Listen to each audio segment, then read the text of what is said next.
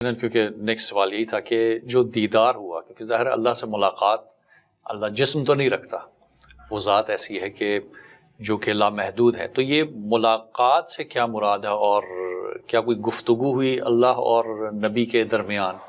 ہاں جی دیکھیں، بلا واسطہ؟ جی ہاں، بلا واسطہ ہوئی، بالکل۔ دیکھیں اللہ تعالیٰ نے سورہ الشورى کے اینڈ پہ جا کے جو وحی کے 3 موڈ ذکر کیے ہیں کہ اللہ تعالیٰ اپنے بندوں میں سے جب کسی کو چنتا ہے پیغمبر کے طور پر، تو اس کے ساتھ جب گفتگو کرتا ہے حجاب میں کرتا ہے یا اس کے پاس کوئی فرشتہ بھیجتا ہے، اور یہ جو تیسرا اعلیٰ ترین موڈ ہے کہ اللہ تعالیٰ اس کے دل کے اوپر کوئی بات القاء کرے ڈائریکٹلی۔ اچھا، اب چونکہ اس کی کوئی مثال بیان نہیں کی جا سکتی تو میں اس کو ایکسپلین تو نہیں کر سکتا۔ لیس کمثلہ شیء، اللہ کی مثل کوئی شے نہیں۔ الہام بھی تو ہے نا، جس طرح موسیٰ کی ماں پہ ہم نے الہام کیا، جی وہ تو بہت چھوٹا لیول ہے نا جی، صحیح۔ وہ غیر انبیاء کے اوپر جو الہام والا معاملہ جو اگلی امتوں میں تھا، اس امت میں ختم نبوت کی وجہ سے وہ تو بین ہو چکا، صحیح، اور وہ بھی انبیاء کی نسبت کی وجہ سے ہوا تھا، عیسیٰ ابن مریم کی والدہ کو بھی اور موسیٰ علیہ السلام کی والدہ کو بھی، صحیح۔ لیکن یہ جو وحی ہے نا، یہ وہی انبیاء والی وحی ہے، یہ ایک ایکسٹراڈنری چیز ہے۔ وہ تو شاید کی مکھی کے لیے بھی آیا کہ اس پہ بھی اللہ تعالیٰ نے اس کی انسٹنکٹ کے مطابق الہام کیا ہوا ہے۔ تو نبی علیہ السلام کے ساتھ جو ملاقات والا معاملہ ہے، اس میں 3 ورژن موجود ہیں اس وقت امت کے اندر، میں وہ تینوں بتا دیتا ہوں جی۔ بخاری مسلم میں ایک ورژن تو ہے عبداللہ ابن مسعود کا، وہ تو کیٹاگوریکل ڈینائی کرتے ہیں، وہ کہتے ہیں کہ یہ جو قاب قوسین او ادنی والی جو آیت ہے، یہ جبرائیل علیہ السلام اور رسول اللہ کی ملاقات ہوئی ہے۔ اچھا، یہ ان کا اپنا ورژن ہے۔ نبی علیہ السلام سے انہوں نے اس کو مرفوعاً بیان نہیں کیا، اپنا موقف موقوفاً روایت۔ ہاں جی۔ اچھا، دوسرا ورژن جو ہے وہ ہے حضرت ابن عباس کا، وہ کہتے ہیں کہ نبی علیہ السلام نے، یہ صحیح مسلم میں رپورٹ ہوا ہے، اللہ تعالیٰ کو 2 دفعہ دیکھا دل کی آنکھوں سے۔ وہ ان آنکھوں کا ذکر نہیں کرتے کیونکہ سورۃ الانعام میں آیا نا کہ آنکھیں اس کا احاطہ نہیں کر سکتی۔ اچھا، اب دل کی آنکھوں سے دیکھنا وہ کیا ہے، وہ کیا چیز دیکھی، اس کی کیفیت کیا ہے؟ وہ بھی صحیح مسلم میں ابو ذر غفاری کی حدیث ہے۔ ایک تابعی کہتا ہے کہ یا حضرت کاش میں رسول اللہ کے زمانے میں ہوتا تو میں حضور سے پوچھتا کہ آپ نے اللہ تعالیٰ کو دیکھا ہے یا نہیں دیکھا۔ تو ابو ذر غفاری کہتے ہیں یہ بات تو میں پہلے پوچھ چکا ہوں۔ تو نبی علیہ السلام سے جب میں نے پوچھا تو آپ نے فرمایا کہ میں اللہ کو کیسے دیکھ سکتا ہوں، وہ تو ایک نور ہے، صحیح، اور حجاب میں ہے۔ اچھا، پھر یہ امام مسلم بڑی ترتیب سے احادیث لے کے ہیں، سٹارٹ ہی میں انہوں نے بڑی تفصیل سے اسے بیان کیا۔ پھر آگے چل کے ابو سعید خدری کی حدیث آئی ہے کہ اللہ کا جو نور ہے اس کے اوپر جو حجاب ہے وہ بھی نور ہے، صحیح۔ اور مسلم شریف میں حدیث ہے میں نے نور دیکھا، یعنی وہ جو حجاب ہے نا وہ دیکھا، اور الفاظ ہیں کہ اگر وہ نور کا حجاب ہٹ جائے تو کوئی مخلوق اس کی طاقت نہیں رکھتی کہ اسے دیکھ سکے۔ اب تیسرا ورژن جو ہے وہ اما عائشہ سلام اللہ علیہا کا ہے جو بخاری مسلم میں ہے، وہ تو کیٹاگوریکل ڈینائی کرتی ہیں، وہ کہتی ہیں کہ میں نے تو خود نبی علیہ السلام سے پوچھا ہے، تو نبی علیہ السلام نے اس چیز کا انکار کیا ہے جو دیدار الہی والا معاملہ ہے، اچھا، اور کہا کہ حضرت جبرائیل علیہ السلام کو میں نے دیکھا۔ اور اما عائشہ کہتی ہیں کہ اس شخص نے اللہ پر جھوٹ باندھا جو یہ کہے کہ نبی علیہ السلام نے اللہ کو دیکھا۔ تم قرآن نہیں پڑھتے؟ سورۃ الانعام میں آیا کہ آنکھیں اس کا احاطہ نہیں کر سکتی، وہ آنکھوں کا احاطہ کر لیتا ہے۔ صحیح۔ اچھا، ان ساری چیزوں کو جمع کر کے جو آپٹیمل ورژن ملتا ہے وہ یہ ہے کہ نبی علیہ السلام کا اللہ تعالیٰ کو سر کی آنکھوں سے دیکھنا یہ تو ثابت نہیں ہے جی۔ اچھا، اب دل کی آنکھوں سے مراد کیا خواب کی کیفیت ہے یا کوئی اور کیفیت ہے؟ تو جامع ترمذی میں ملتا ہے کہ میں نے اپنے رب کو خواب میں احسن صورت میں دیکھا، اور پھر نبی علیہ السلام نے باقاعدہ ایک دعا کی جو رپورٹ ہوئی ہے، اللہم انی اسألک فعل الخیرات وترک المنکرات، یہ لمبی دعا ہے، یہ مسند احمد میں بھی رپورٹ ہوئی ہے، امام ترمذی نے اس حدیث کو صحیح کہا ہے، اور ساتھ انہوں نے لکھا ہے کہ میں نے امام بخاری سے پوچھا تو انہوں نے بھی اس حدیث کو صحیح کہا۔ تو خواب میں دیکھنے کے اوپر تو یعنی اتفاق ہے، دل کی آنکھیں کہہ لیں، خواب کہہ لیں۔ اب جو آخری چیز ہے نا، وہ ہمارے استاد مولانا اسحاق صاحب نے بڑی اچھی بات کی تھی، انہوں نے کہا کہ اگر شب معراج نبی علیہ السلام نے اللہ تعالیٰ کو دیکھا ہوتا تو پھر نبی علیہ السلام کے لیے اب جنت میں کوئی اٹریکشن باقی نہیں ہے، کیونکہ کائنات کی الٹیمیٹ حقیقت انہوں نے دیکھ لی ہے۔ صحیح۔ تو یہ انہوں نے اجتہاد کیا اور یہ بڑا فٹ ان بیٹھتا ہے۔ انہوں نے کہا کہ نبی علیہ السلام کے لیے قیامت کے دن جنت بھی آپ نے دیکھ لی، سب کچھ دیکھ لیا جی، نبی علیہ السلام کے لیے قیامت کے دن کیا تحفہ ہے؟ وہ اللہ کا دیدار ہے۔ صحیح۔ اس میں اہل سنت اور اہل تشیع کا اختلاف پایا جاتا ہے۔ ایک طرف اہل تشیع یہ بھی بات کرتے ہیں کہ مولا علی علیہ السلام اس وقت تک سجدے سے سر نہیں اٹھاتے تھے جب تک اللہ کو دیکھ نہ لیں. دوسری طرف وہ کہتے ہیں کہ اللہ کو دیکھا نہیں جا سکتا. ہم کہتے ہیں ایک بات ہمیں بتائیں نا کہ کیا ہے, تو وہ کہتے ہیں آنکھیں نہیں, وہ دل کی آنکھوں سے دیکھتے تھے. میں کہتا ہوں نہیں, دل کی آنکھیں ہوں, سر کی آنکھیں ہوں, کیا دل کی آنکھیں اللہ کا احاطہ کر سکتی ہیں؟ وہ بھی نہیں کر سکتی. لیکن اللہ تعالیٰ اپنی شان کے لائق جسے چاہے گا دیدار عطا کرے گا. میں اہل سنت کے موقف کے ساتھ ایگری کرتا ہوں. قرآن پاک کی جو آیات ہیں اس سے سپورٹیو ہیں کہ جو کفار ہیں وہ اپنے رب سے قیامت کے دن اوٹ میں کر دیے جائیں گے. تو اس کا جو الٹیمیٹ نتیجہ یہ ہے کہ اہل ایمان کو زیارت کروائی جائے گی. بخاری مسلم میں تو کئی احادیث ہیں, نبی علیہ السلام نے باقاعدہ مثال دی کہ یہ 14ویں رات کے چاند کو تم دیکھ رہے ہو, کتنا واضح ہوتا ہے, اس طرح تم اپنے رب کو جنت میں دیکھو گے. اچھا, اب کیا اللہ تبارک و تعالی جو اپنی ذات میں جو ہے اسی اعتبار سے وہ تو مخلوق احاطہ نہیں کر سکتی, لیکن وہ اپنی تجلی کسی طریقے سے اپنی مخلوق کو دکھانا چاہے, جس طرح موسیٰ علیہ السلام, جی موسیٰ علیہ السلام کے لیے بھی ہوئی ہے, اگرچہ وہ انڈائریکٹ ہوئی تھی, وہ بے ہوش ہو گئے تھے, لیکن انشاءاللہ موسیٰ علیہ السلام کو سلام ہے ہماری طرف سے. ایک تو انہوں نے ہماری نمازیں کام کرائی, دوسرا ان کے لیے بشارت یہ ہے کہ ہمارے نبی نے ہمیں جو خبر دی ہے انشاءاللہ تعالیٰ آپ کی دیدار کی تمنا جو ہے نا جنت میں اللہ تعالیٰ پوری. مولا علی کا آپ نے ذکر کیا, مجھے ایک روایت ذہن میں آ گئی, اکثر ہم نے سنا ہے علماء سے کہ کسی نے پوچھا کہ کیا آپ جس کی عبادت کرتے ہیں اس کو دیکھا؟ انہوں نے کہا میں بن دیکھے کسی کی عبادت نہیں کرتا. تو کہا کہ کیسا پایا؟ تو انہوں نے کہا کہ میں نے اپنی سر والی آنکھوں سے نہیں بلکہ دل کی آنکھ سے دیکھا.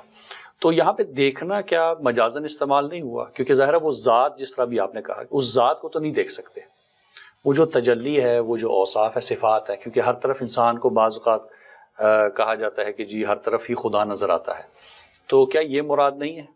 یہ مراد ہے. تو میرا خیال ہے صحابہ کرام اور اہل بیت نے اس زمانے میں خدا کو ویسا نہیں دیکھا جس طرح سائنس کی برکت سے آج ہم دیکھ رہے ہیں.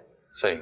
دیکھیں ڈی این اے کی سٹرکچر اور ایمبریو کس طریقے سے بنتا ہے, اور فاسٹ وہ چلا کے کیمرہ جس طرح نیشنل جغرافک پہ ایک بیج کو درخت بنتے ہوئے دکھاتے ہیں, یہ وہ سارے مناظر ہیں جو ہمیں سائنس نے آج دکھا دیے ہیں. تو اس اعتبار سے تو واقعی اللہ تعالیٰ اپنی قدرتوں سے اتنا عیاں ہے کہ اس سے زیادہ عیاں کوئی نہیں ہے. آخر الزمان کے لوگوں کے بارے میں بھی تو روایت ہے کہ ان کا مرتبہ اور ہوگا, کہ جب وہ پرندے لوہے کے پرندے ہوں گے اور بنا دیکھے تم مجھ پہ دیکھ کے ایمان لاتے ہو. رسول خدا نے فرمایا, دیکھیں وہ نبی علیہ السلام کو دیکھا نا. جی اللہ تعالیٰ کے حوالے سے تو قرآن میں واضح ہے, ان الذین یخشون ربهم بالغیب لہم مغفرۃ و اجر کبیر, جو بن دیکھے اپنے رب سے ڈرتے ہیں ان کے لیے مغفرت اور اجر عظیم ہے.